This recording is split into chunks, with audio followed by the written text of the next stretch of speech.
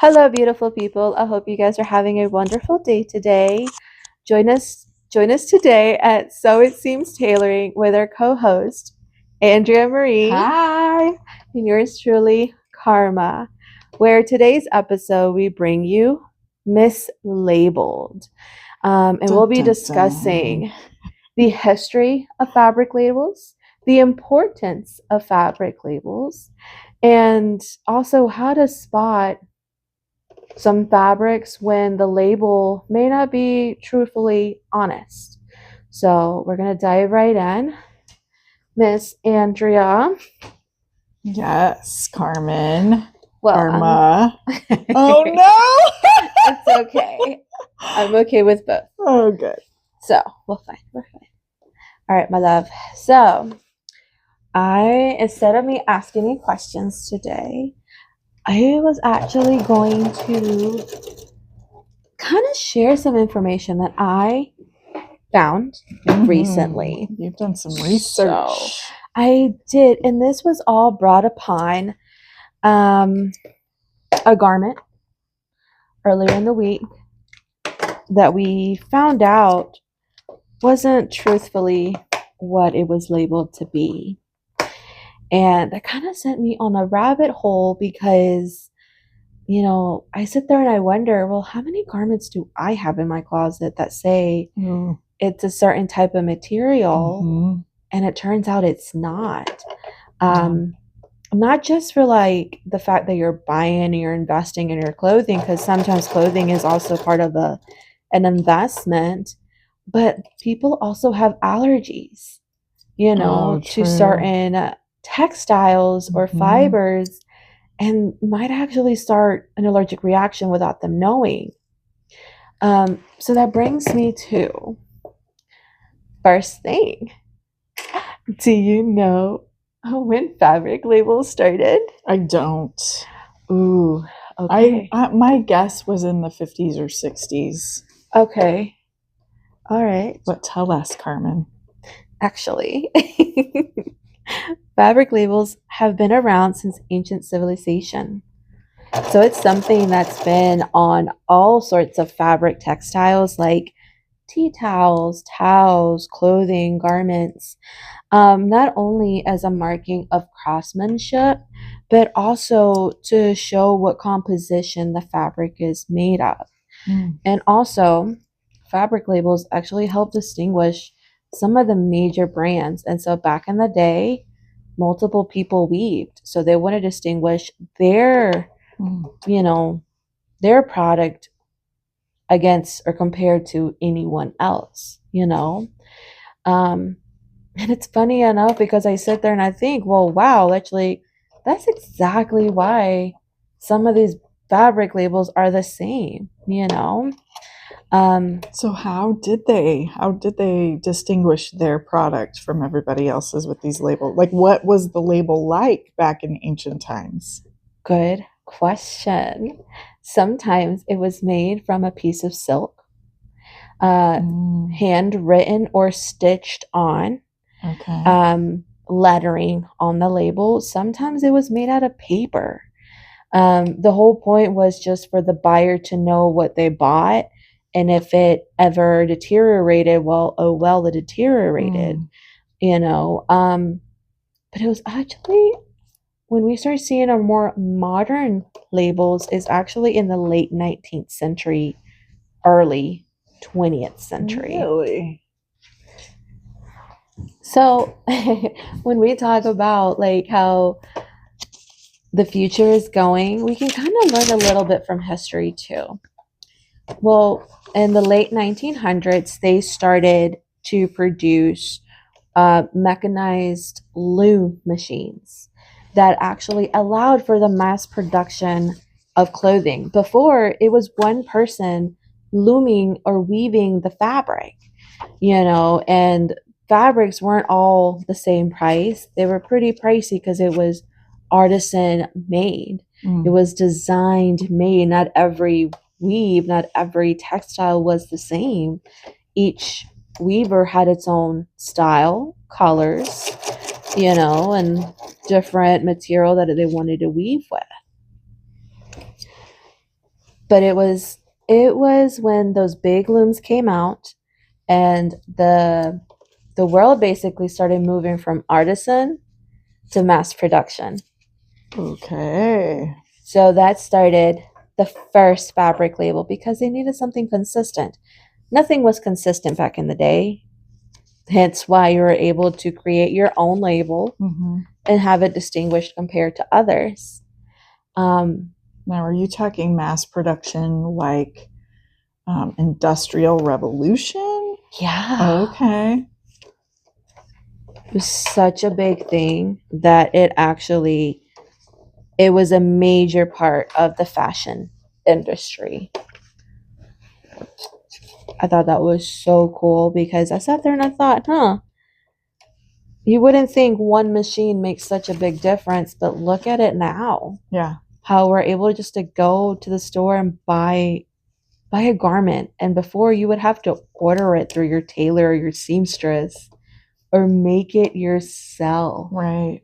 And it would all be hand stitched. Machines didn't exist. Yes. I mean, yeah, back as early as the 1800s, like that's not that long ago. No, it's not.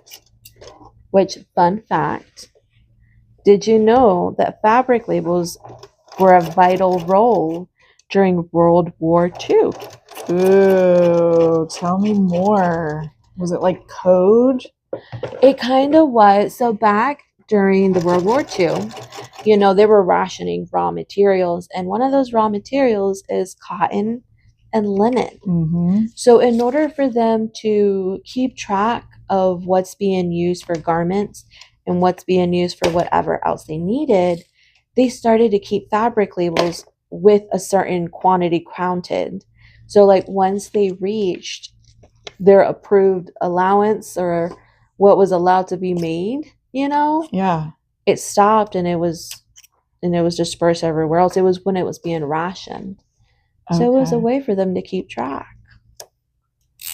That's cool. So at what point, I know there was a point at which it became like a law. Like at what point did that happen and why? Why would it need to be a law? Oh my gosh, I love the fact that you know so much.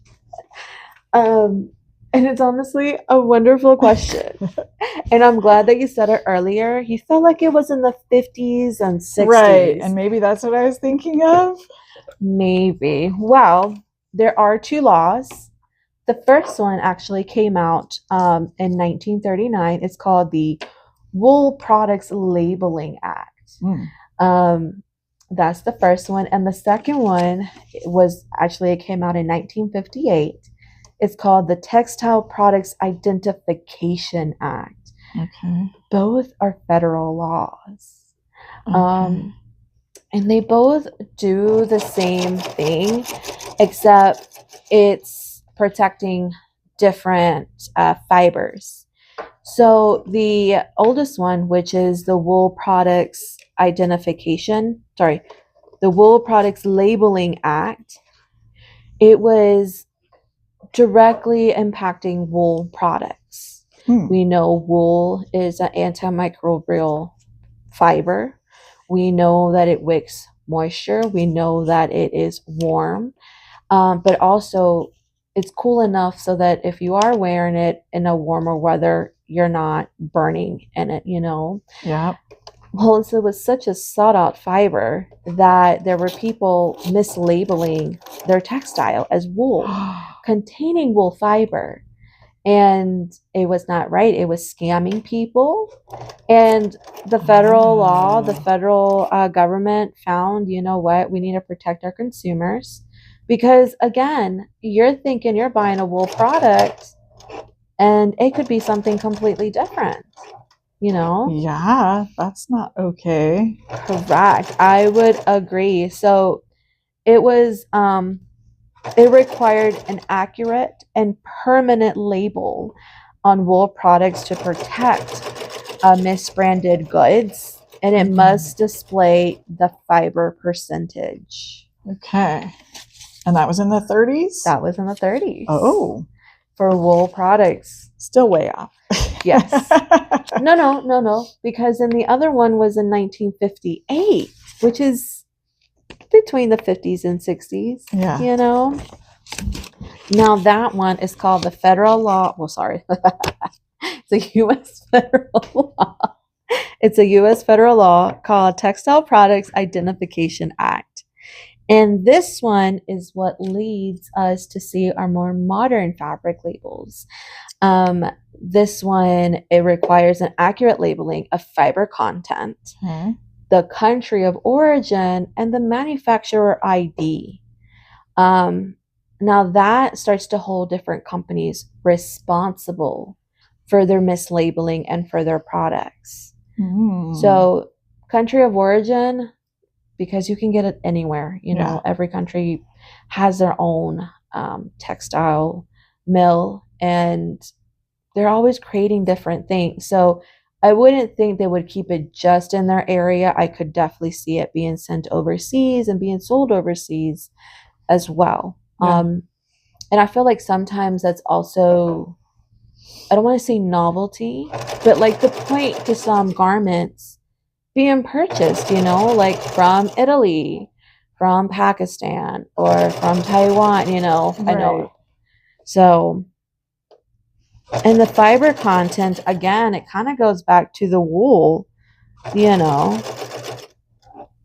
Yeah, we don't want our stuff mislabeled. No, we don't. You were telling me something really cool, speaking of country of origin. You were telling me really something cool earlier about made in the USA that I did not know. I thought if it was sewn in the United States, you could say made in the USA, but no. Nene. Yeah. No, actually. So for it to actually be the United States, like made in the USA, it's a very strict label. And what this label represents, it's the fact that all the materials used to create this garment was made, grown in the United States. That's a lot. Yes, because that means if you outsource your fabric and possibly your fabric comes from a different country and you bring it to the United States and stitch it, it does not make it the USA. You know what I mean? That's really good to know. So not anyone can just say USA made, even if it was manufactured here. Correct. It has to really be from scratch. Yes. When it's made. Wow. Now, I believe if they start putting like origin, you know, like country of origin, but not fully all products, I believe they can do, you know, country of origin, United States, as part of their labeling. Okay, sure, yeah. Mm-hmm. But you're right. I actually learned that too. I was so surprised because I was like, it's so strict on certain labeling. You know, we take it for granted on how these laws really protect the fashion industry. It protects us as a consumer, you know. Right. Yeah, that's something I haven't ever thought about because I've never had an allergy to any fibers, but my cousin does. She is allergic to wool. I knitted her this gorgeous woolen scarf one year for her birthday, and she sent it back and said, Andrea, I love it so much, and also I have developed an adult allergy and I cannot wear it. Could you make it out of something else? And I didn't. Because, you know, knitting a scarf isn't a quick thing. So maybe I need to do that this year. Maybe we make her a whole new shirt or garment. Yep. And maybe in that case, acrylic is okay. Yeah, or cotton. Yeah. Oh, cotton would be a good one, yes. Or silk. Just keep it in the natural fibers. Yes. It's funny. I saw a sweater one time. We have a neighbor that sells secondhand vintage clothing. Her boutique is called Daisy Daydream. she had a whole rack of vintage sweaters. That it's dangerous because we have to walk by her shop every time we come into the studio, and so I often just kind of have to look and see what's on there. And one of the sweaters, in like big bold, like they were bragging rights, bragging about this, said 100% organic acrylic. Oh, no way. It made me laugh so hard because acrylic can't be organic. It's not a natural it's not an organic fiber. It just was so funny. So I don't know, maybe that's misleading in another way. Like if you see the word organic, in fact, I saw polyester sheets. I was looking for some sheets. My parents were coming into town and visiting, and I wanted to like freshen things up and just wanted to purchase fresh sheets for the guest bed, and was really trying to find cotton sheets, and I could not. And I kept seeing labels that said 100% organic. And then I would look at the fiber content and it said 100% acrylic. Or not acrylic, polyester. Again, a synthetic fiber. And I'm like, how can you do that? I don't know. Because I guess technically it is it is in the way that pesticides hasn't been used, but it's not like an organic based material. It's not plant or animal fibers. Mm-hmm. And marketing just does tricky little things like that sometimes. Though we don't want to be wearing polyester, which we might have to do a whole nother episode on just or polyester. 3 or 4. Yeah. Because there's so much to it. I get the purpose of it. However, let's remember, guys, our skin is the largest organ on our bodies. And it absorbs a lot. So it's definitely something to keep in mind. However, we understand it's not something you can avoid. We're both wearing polyester as we speak right now. Yep. So, and I'm sewing on polyester, and it's a bridesmaid gown. And yeah, it's almost unavoidable in today's world. But yeah, those labels will get you sometimes. They do. So my question to you earlier also was, who holds these companies accountable? Like, what if they do mislabel? That is another great question. You are so full of great questions Thank today. you. It's actually the Federal Trade Commission. They are the ones that hold companies and manufacturers accountable. And get this. Yeah. For every mislabeling, it's $51,000 fine. Yeah, that's a lot. That's per each. $51,000. Yeah. So, as far as what I understood, it was every garment that's mislabeled is a $51,000 fine. Whoa. Yeah. That's enough to put a company out of business. Yes. Yes, it is. They're serious about it. Mm-hmm. Okay. And it protects us and everybody else. I mean, now, like, really think about it. I have a customer, Ms. Levy, who cannot have any polyester or any synthetic fibers because her body actually has an allergic reaction to it. And so she's super sensitive. Now, here's the thing. Everything she purchases is cotton, or linen. It's all natural fibers. Mm-hmm. Imagine if you were allergic and you bought something that says 100% cotton or 100% silk, and it turns out it's actually polyester. That would really you put it be on your upsetting. skin, you're going to get an allergic reaction. That's so upsetting. It is. Has she ever encountered an allergic reaction to something that said it was 100% natural? Not that I'm aware of, but maybe it might be a follow-up question I ask her next time I see her. Yeah, so curious about that. Because I can only imagine how, already how she has to shop looking. It's already hard to start finding these natural fibers, and it's something that honestly I feel we should be able to bring back. It's a lot better for our skin, our body, and our, in my opinion, our frequency and vibration. Um, but I understand polyester is probably one of the cheapest things, one thing that we can all afford. However, earlier in the week, we were having this conversation, Andrea.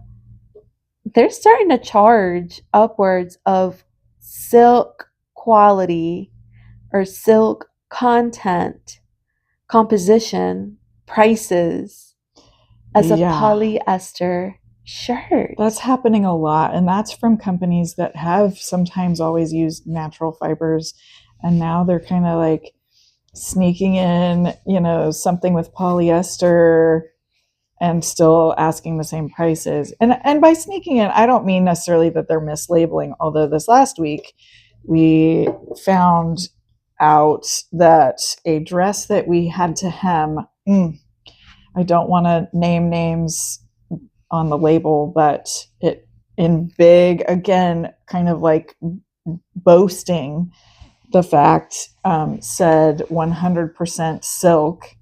And it said, it even went on to say irregularities in this fabric may occur as it does in any pure silk product. Yeah, so it really it doubled down. This is 100% silk. And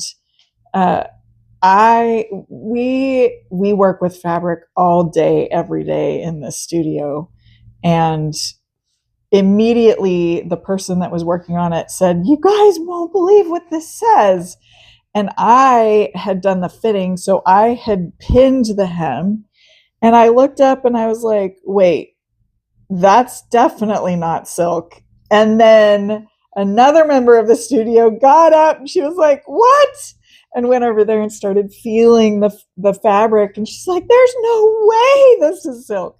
We all were freaking out because not only did the fabric content label say such, it was part of the marketing. This is 100% silk.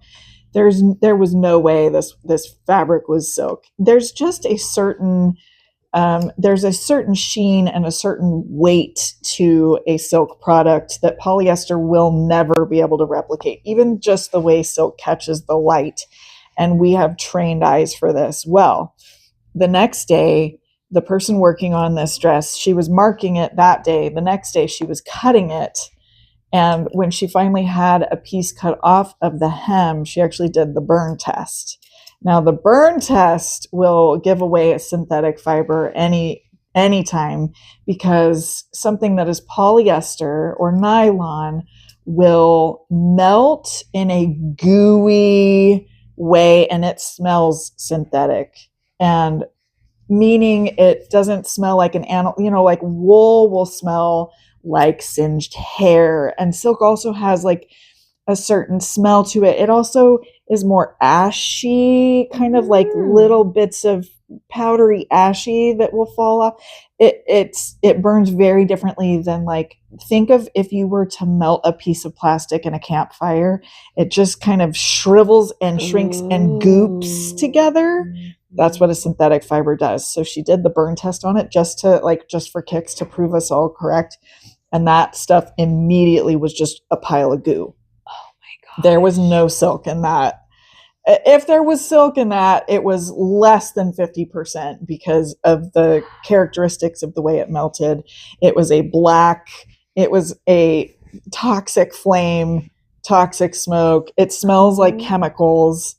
And we kind of were, I've never heard of this particular brand of this gown, but the customer that had brought it in said, and I love this attitude. I love this mentality. She said, "I have worn this for black tie events in the past. This is an old piece. I've had it for over a decade, and I'd like to just change the length on it to make it feel new again so I can rewear it."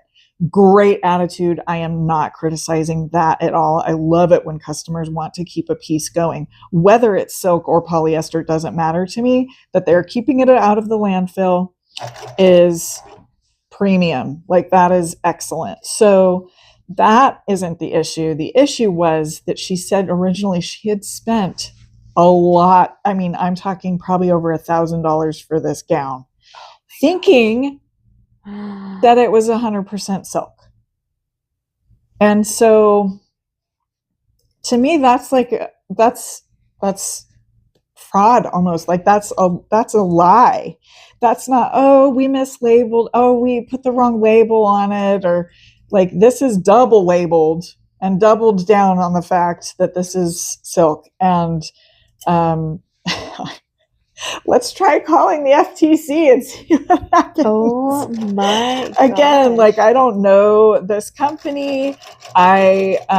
We definitely did some research on the company after we learned all of this, and it is still in existence, which is why I'm not going to say it on here. But it did make me think of consumers that want to kind of protect themselves from this happening. You know, like, if something is marketing itself in a certain light, either letting you kind of assume it's a natural product, like maybe the sheets that I was looking at the other day, that are, you know, when I was buying sheets for my parents, if they're like, ooh, 100% organic, but then in the fine print it says 100 polyester, maybe look at the fine print on these products. Tip 1. Look at there, because there is always that label. It's required by law.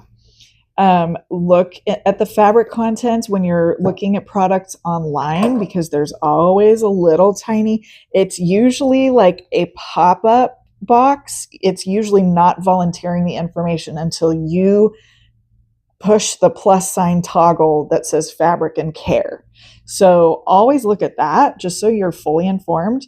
And I'm talking about everything, no matter what the price is, if it's expensive, if it's not, because all companies right now are, not all, but a lot of them are switching to either polyesters, nylons, or blends. So there are some like buzzwords in the marketing world right now too. So if you see the word blend, if you see like cotton blend or linen blend, they're never going to say polyester blend. It's always going to be a natural fiber and then the word blend. Wool blend, silk blend. It means it is combined with synthetics. And so you can do that little toggle and see what are the percentages. I like to advise people, you at least want 50% of a product to be natural fibers if it's going to be a blend. Because like, if they're just doing this little tiny touch of wool, 10% wool, that's not really going to behave like a wool would. Mm-hmm. So look for that 50% of that natural fiber, but always read the fabric contents, even if you've trusted a brand for years and decades, because there's just a lot of change in the manufacturing world, and especially right now in the world of fast fashion. And that's one of those things that's switching it up a lot, and they're changing it very quietly, and they're still asking really big prices. Not everybody, but a lot of companies are doing that. So that's one way to kind of protect yourself. But again, what if you get something that's like completely mislabeled? Well, another thing is to avoid brands that you have never heard of. Like, there are so many little pop-up things, even just on some of the apps, like social apps right now will have these little pop-up ads in your algorithm that have this, gorgeous dress for an unheard of price, and it looks amazing. I had a customer when I first opened this studio, she felt completely duped because she had seen this gorgeous gown that looked like a lined embroidered mesh gown. And when she received it, and it was one of those little pop-up, brief little, I've never heard of that brand before things. When she received it in the mail, it was a very thin polyester, like, because she had brought this item to me to help her figure it out. It was almost like a lining. So it wasn't even like a dress fabric.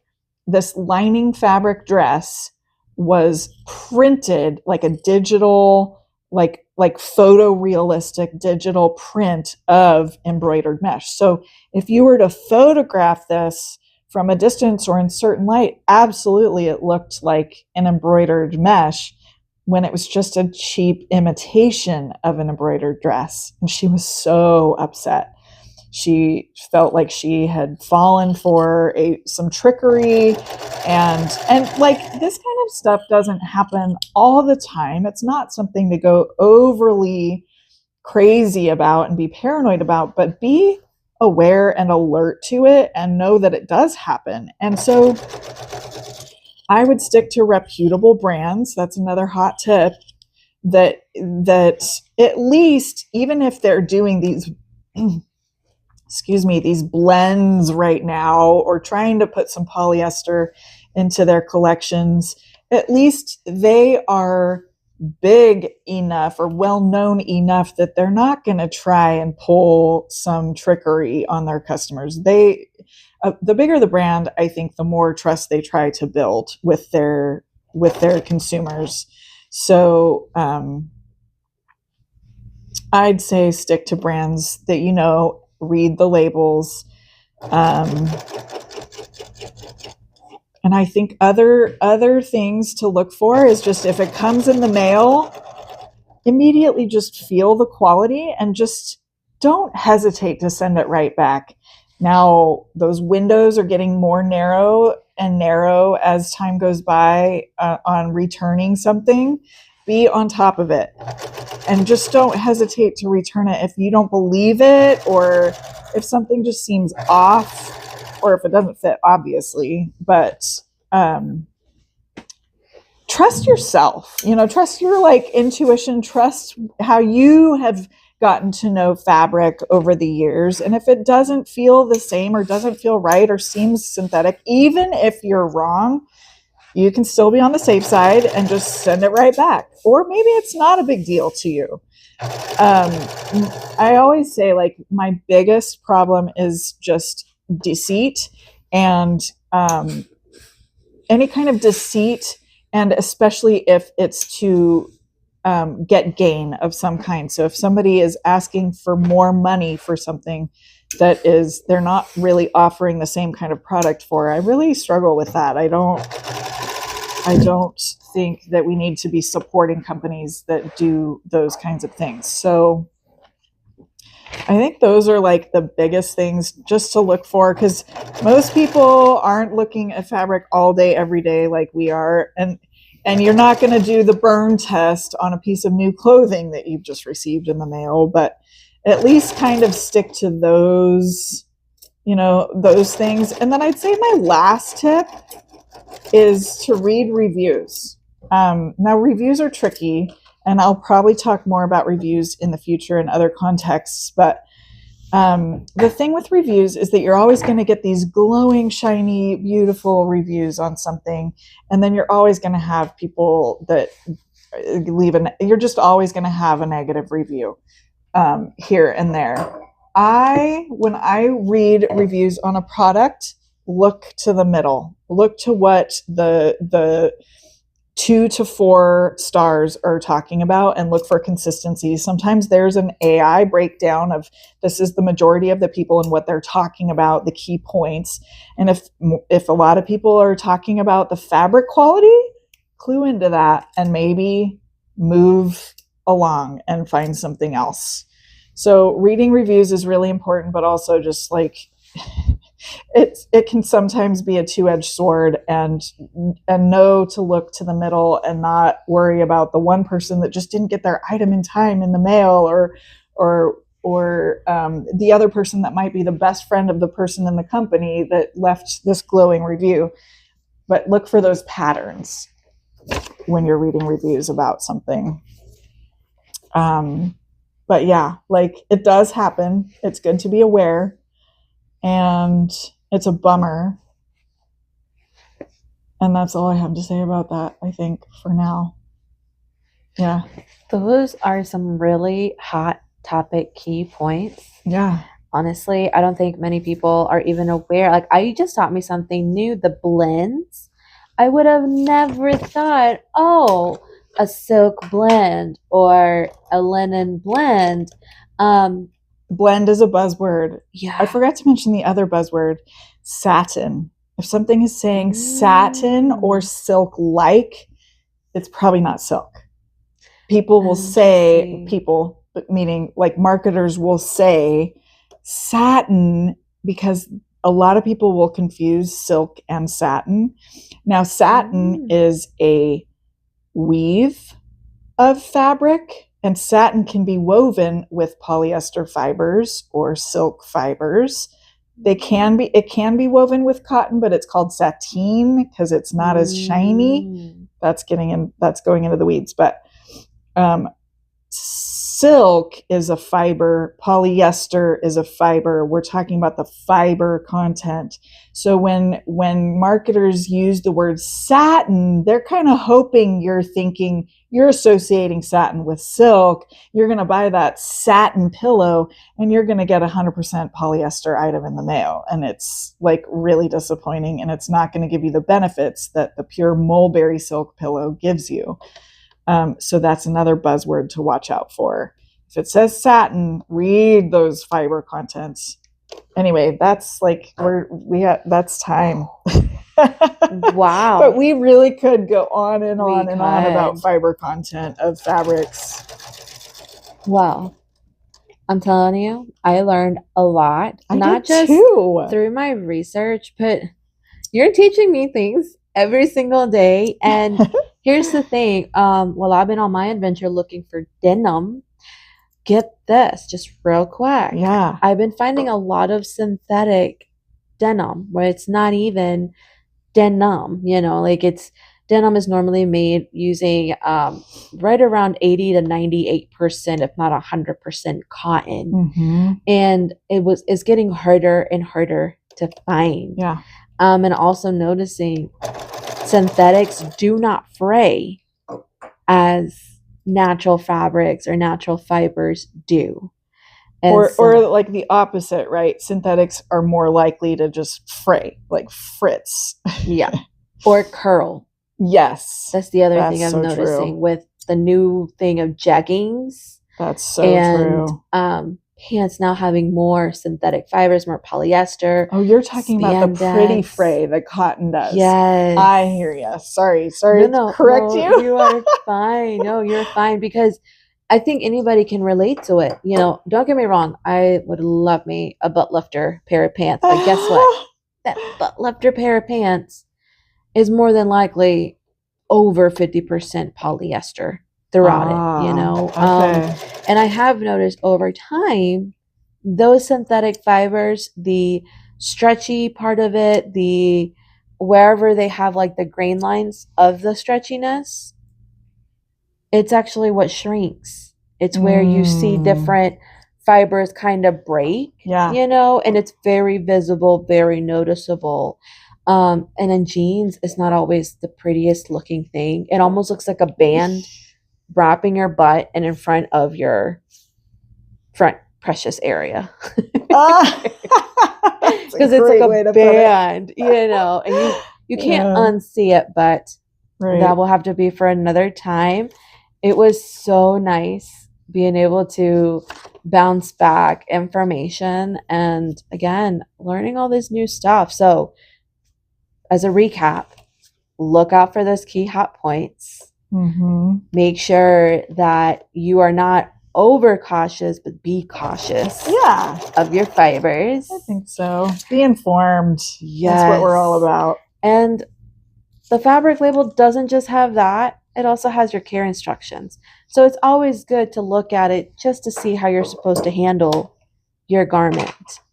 Well, anyways, do you have any last parting words, my love? I love it. No, this is really fun. Yay. Okay. Well then, beautiful people, We will see you guys next time. Bye. Bye.